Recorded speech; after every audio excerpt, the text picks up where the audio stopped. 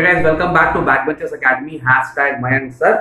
ठीक है, और आप लोग के बाद बहुत सारे जन के रिक्वेस्ट के हिसाब से we are trying to now complete a house and two goats by RK. Narayan. A house and two goats actually मैं थोड़ा रिलक्टेंट का बनाना नहीं चाह रहा था because it's a long story, बहुत बड़ी स्टोरी है और मैं नहीं चाह रहा था कि आपको समरी बताऊं बिकॉज समरी तो ऑब्वियसली सब लोग दे देंगे आपको, समरी तो सब कुछ हो जाएगा और पूरा लाइन बाय लाइन एक्सप्लेनेशन करने का मेरा मन था, but it's a big story. तो नाउ बिकॉज बहुत जन मेरे को बोल रहे हैं और आप लोग, मुझे लग भी रहा है कि मुझे करना भी चाहिए, so we have taken this on us कि अब हम लोग one line by line explanation करेंगे, but it will be taking long time. Okay, तो थोड़ा सा पेशेंस रखना पड़ेगा आप लोग सबको। हम लोग इसको ना कोशिश करेंगे डिवाइड करने का। I try and make a chapter of 15 minutes each, तो मैं 15 मिनट्स में डिवाइड करूंगा इसको, जिससे हम लोग इसको कर सकें। मेरे ख्याल से तो 6-7 वीडियोस बन जाएंगे इसके। So I don't want to give you a summary because summary बहुत सारे अवेलेबल है नेट पे, आप देख सकते हो, but I want to give you line by line explanation. So have patience, ठीक है ना? All the YouTubers have patience और आराम से देखो, जल्दी से। मैं कोशिश करूंगा मजाक करूं, आप लोगों के साथ हंसी मजाक करता रहूं, जिससे आप लोग भी एंटरटेन होते रहो। ठीक है, थोड़ा बहुत एक्टिंग भी करता रहूंगा मैं। ठीक है, चलो तो लेट्स स्टार्ट, जल्दी जल्दी करते हैं अपन। ठीक है, ये पार्ट 1 है, आप नोट कर लो इसको, पार्ट 1 ये है। ठीक है, तो मैं अभी इसको स्टार्ट कर रहा हूँ। Of the 700 villages during the dotting the map of India। अच्छा, एक बात मैं आपको और बता दूं, I'm so sorry, मेरे पास ओरिजिनल टेक्स्ट है। ठीक है, आपके पास जो ट्रेजर ट्रोव है वो तो जो बुक आईसीसी में बहुत सारा ना काट के आप लोगों को छोटा करके उसको समराइज करके दिया है, मेरे पास ओरिजिनल टेक्स्ट है। तो मैं कोशिश कर रहा हूँ ओरिजिनल टेक्स्ट से पढ़ाने की, लेकिन जो आप लोग के ट्रेजर ट्रोव में है, अगर मैं थोड़ा सा 1-2 लाइन ऊपर नीचे जाऊं तो प्लीज बेयर विद मी, हो सकता है थोड़ा बहुत ऊपर नीचे हो सकता है। ठीक है, लेकिन मैं कोशिश करूंगा टेक्स्ट को फॉलो करने की, बट मैं ओरिजिनल टेक्स्ट से पढ़ रहा हूँ। ओके, तो of the 700,000 villages dotting the map of India, in which the majority of India's 500 million live, flourish and die, Kritam was probably the tiniest indicated on the district survey map by a microscopic dot। तो ये हम लोग का main यहाँ पर first line जो बोल रहा है उसका एक्सप्लेनेशन मैं आपको दे दूं। यहाँ पे बता रहा है, जो गांव की बात कर रहे हैं, गांव का नाम है कृतम, याद रख लो कृतम। बोला कृतम बहुत ही छोटा सा गांव है। ठीक है, बहुत ही छोटा सा गांव, इतना छोटा सा गांव है कि मैप में उसको माइक्रोस्कोपिक डॉट माने एटॉमिक बोल सकते हैं, not a literal sense, but बहुत छोटा है। माने मैप में आप उसको ढूंढने जाओगे ना कृतम, तो आपको नहीं मिलेगा। इतना छोटा सा एक माइक्रोस्कोपिक से उसने एक तो छोटा सा दाग लगाया हुआ है कृतम का। ठीक है, it is the tiniest indicated on the district survey map of microscopic dot. The map being meant more for the revenue official out to collect tax than for the guidance of motorist. यहाँ पे थोड़ा sarcasm भी बोल रहा है, जो mark किया हुआ है वो रेवेन्यू ऑफिसर लोग के फायदा का है, क्योंकि वहां से टैक्स लेना है। लेकिन अगर कोई आदमी सोचेगा कि मैं उस मैप से कृतम पहुंच जाऊं, कोई मोटरिस्ट चाहेगा कि मुझे जीपीआरएस मिल जाए और मैं कृतम पहुंच जाऊं, तो पहुंचना बहुत मुश्किल है, बिकॉज वो बहुत छोटा है मैप के अंदर में। ठीक है, who in any case could not hope to reach it since it's sprawled far from the highway at the end of a rough track furrowed up by the iron hoof wheel of bullock cart। ये वाला line आप लोग के अंदर नहीं है। ठीक है, तो इसको मैं एक्सप्लेन नहीं कर रहा हूं, लेकिन बोल रहा हूं कि जो कृतम है वो बहुत अंदर तक चला गया गांव, अब मेन गांव नहीं है वहां पर, माने जो एग्जैक्ट कृतम था वो थोड़ा सा और पीछे की तरफ चला गया है। नाउ कृतम को इन्होंने एक्सप्लेन किया है, Kritam which means in Tamil coronet और crown on the brow of the subcontinent. बोला कृतम जो है, एक्चुअली कृतम जो तमिल में उसका होता है क्राउन, यू नो क्राउन, क्या बोलते हैं उसको, ताज। ठीक है, ताज। तो मैंने आप सोचो गांव इतना छोटा सा है, उसका कोई वैल्यू नहीं है। कृतम गांव का नाम है, लेकिन क्या नाम है वो, एक उसका एक्चुअल में तमिल में मीनिंग होता है क्राउन। ठीक है, तो हमारे इंडिया में तो होता ही रहता है ना यार, जो बहुत अमीर आदमी है ना, जो बहुत पैसे वाला आदमी है, बहुत वेल टू डू आदमी, उसका नाम है गरीब चंद। ठीक है, ये हम लोग इंडिया में होता ही रहता है। ठीक है ना, और जो बहुत ज्यादा गरीब है बेचारा, उसका नाम है करोड़ीमल। तो नाम पे मत जाइए, नाम से कुछ भी हो सकता है। ठीक है, तो यहाँ पर भी थोड़ा सा यही बोला, कृतम जो है वो बहुत छोटा है, उसका कोई वैल्यू नहीं है मैप में, लेकिन उसको उन्होंने क्राउन बताया है। ठीक है, क्राउन क्या। नाउ अभी लोग कृतम के बारे में थोड़ा डिस्क्राइब कर रहा है। The village consisted of less than 30 houses, only one of them built with brick and cement. अब पूरे गांव में खाली 30 घर है, जिसमें से सिर्फ एक घर है जो सीमेंट और ब्रिक का बना हुआ है। Painted a brilliant yellow and blue all over with gorgeous carvings of gods and gargoyles on its balustrade. Now gargoyles मैं आपको बता दूं क्या होता है। गार्गोइल जो होता है वो आप देखोगे, जैसे हम लोग यहाँ, तो हम लोग की जो मॉडर्न बिल्डिंग्स हैं उसमें तो हम लोग का टेरेस में एक छोटा सा ड्रेन होता है ना, वो जो रेन वाटर को निकालने के लिए वो पाइप से रिलेटेड होता है, तो जितना भी बारिश का पानी होता है वो उस पाइप से नीचे गिर जाता है। लेकिन पुराने मकान जो होते थे, जो 1 स्टोरी 2 स्टोरी बिल्डिंग होते थे और जिनको बहुत सुंदर से बनाया जाता था, उसमें वो लोग क्या करते थे ना, ऐसे तुम देखोगे कि अपने नानी के घर में देखना, अगर आप यूपी या एमपी कहीं रहते हो या नानी दादी के घर जाओगे तो वहां देखोगे कि वो लोग क्या करते थे, जो छत की जो टेरेस होती है वहां से एक तो ऐसा करके डिजाइन करके, तो शायद शेर का मुंह निकाला हुआ है, या क्या नाम है, डायनासोर का मुंह निकाला हुआ है, या तुम देखोगे कि गोरिल्ला पर किसी का भी ऐसा मुंह निकाला हुआ है, उसमें से पानी गिर रहा है। माने बेसिकली अगर हिंदी में बोले जाए तो अपन उसको बोले मोरी, मोरी होती है ना, मोरी जानते हो? तो ये बेसिकली इसके लिए बनाया जाता है कि पानी सब बाहर गिर जाए और वॉल्स को गंदा नहीं करे, वॉल का पेंट गंदा नहीं करे। तो उसको हम लोग गार्गोयल बोलते हैं, जो हम लोग को पुराने जो गांव में अपन को अभी भी मिल जाएंगे।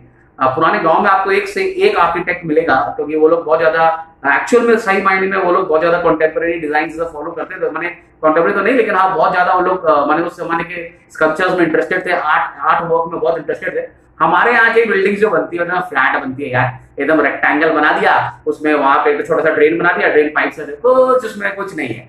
लेकिन ये लोग बहुत सुंदर, उसमें कार्विंग्स रहती थी, गॉड्स का फोटो रहता था। आप देखोगे गणेश जी बने हुए हैं, हाथी आप देखोगे बहुत जगह बने हुए रहते हैं, ठीक है। एंड बैलुस्ट्रेड जो होता है वो बेसिकली आप बोल सकते हो कटघरा टाइप का चीज बालकनी के आगे लगा हुआ रहता है, जिससे आदमी बच्चा गिरे नहीं, ठीक है। It was known as a big house. अब ये जो घर है जहाँ पे सब इतने सारे स्ट्रक्चर है, रंग किया हुआ है, सब कुछ है, ब्रिक का घर है, ये पूरे गांव का बिग हाउस था। हमारे होता है ना बिग हाउस, माने गांव में एक आदमी होता है भाई, बड़ा आदमी, पैसे वाला, ठीक है, तो इसको हम लोग बिग हाउस बोल रहे हैं। The other house distributed in 4 streets were generally of bamboo, thatch, straw, mud and other unspecified materials। माने बाकी जो घर थे, जो विलेज के घर थे, वो थैच के बने थे, स्ट्रॉ के, मड के, और फिर किसी ने प्लास्टिक डाला हुआ है, किसी ने कुछ लगाया, और कैसे कैसे कैसे बना हुआ था, ठीक है। The other ये हो गया। मुन्नी's was the last house in the 4th street beyond which stretched the fields। अब मुन्नी का जो घर था वो सबसे लास्ट हाउस था। इसको हम लोग ऐसे भी समझ सकते हैं कि जानते हो जो पीछे के जो घर होते हैं ना, थोड़े पीछे कौन रहता है, जहाँ पे जो जैसे आप लोग को पता है घर का सबसे कॉस्ट कहाँ होगा, जो मेन रोड पे घर होंगे वो सबसे एक्सपेंसिव होंगे ना, जो मेन रोड्स में होते हैं। फिर आदमी के पास जैसे जैसे पैसा कम होता है वो घर पीछे लेने लगता है। तो मुन्नी सबसे लास्ट में था। इसका मतलब आप इसको ऐसे राइटर बताना चाह रहे हैं कि सबसे गरीब शायद वही था, इसी के लिए उसको जगह नहीं मिली, सबसे पीछे जाके बेचारा रहता था, ठीक है। लेकिन इन हिज प्रॉस्पेरस डेज का मतलब जब उसके पास पैसे थे, Munni had owned a flock of 40 sheep and goats and sallied forth every morning, driving the flock to the highway a couple of miles away। लेकिन एक टाइम था, हर आदमी का टाइम आता है, मुन्नी के पास 40 sheep and goats थे, माने रिच पर्सन। आयरनी जानते हो क्या आयरनी? पहले के जमाने में ना लोगों के पास घोड़े होते थे, ठीक है, और अमीर आदमियों के पास गाड़ी होती थी।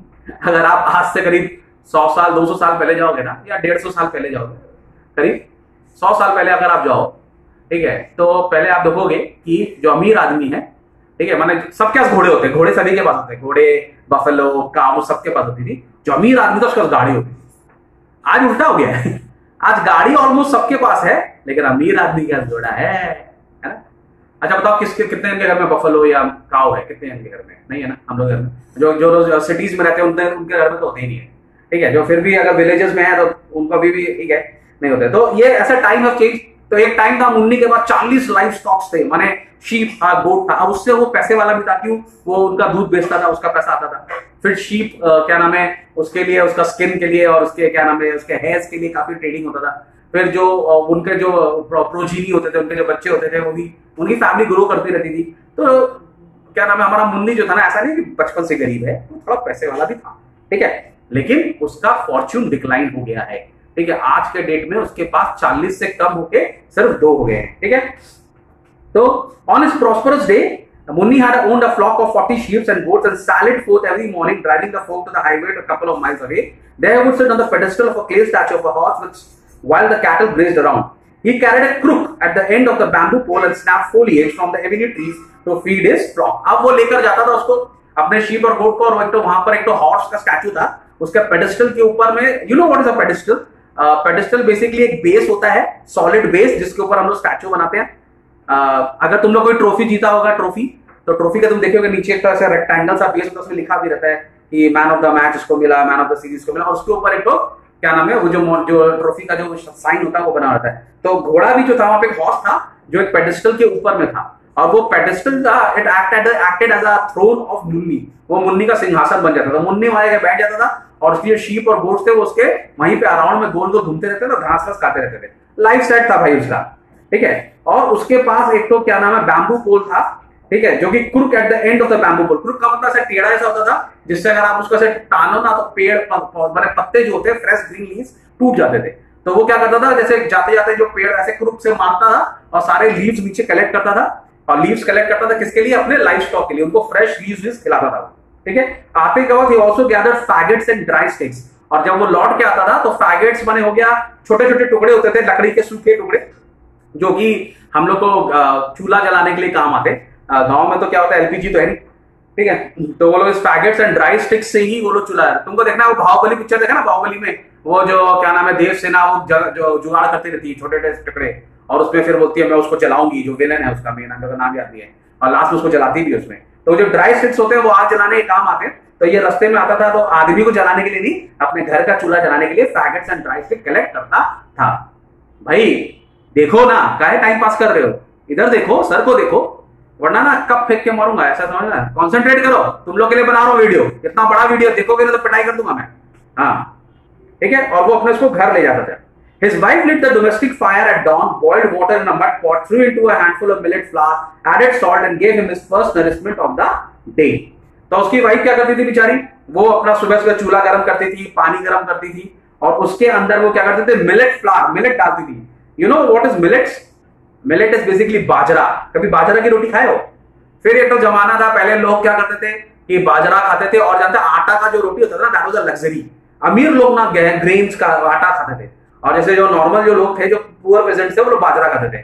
और आज फिर उल्टा हो गया, आज यहाँ पर आजकल सब लोग गेहूं खाता है, ठीक है। और अगर आप किसी रेस्टोरेंट में जाएंगे तो वहां पर आपको ताज के रेस्टोरेंट में जाके 5 स्टार होटल में जाओगे तो वहां पे लोग डेलीकेसी के हिसाब से बाजरा खाते हैं। तो लाइफ कैसे चेंज हो रहा है, पहले के जमाने गरीब खाता था, अब अमीर लोग बाजरा खाते हैं। खैर एनीवेज, तो वो उसके लिए बेचारी क्या करती थी, उठती थी, थोड़ा सा मिलेट फ्लावर डालती थी, उसके अंदर सॉल्ट डालती थी, और उसको पहला खाना देती थी, kind of sattu, Janata sattu type का बना देती थी, और उसको खाना देती थी। When he started out, she would put in his hand a packed lunch. Once again, the same millets cooked in a little ball. और उसको लंच के लिए भी मिलेट्स ही देती थी।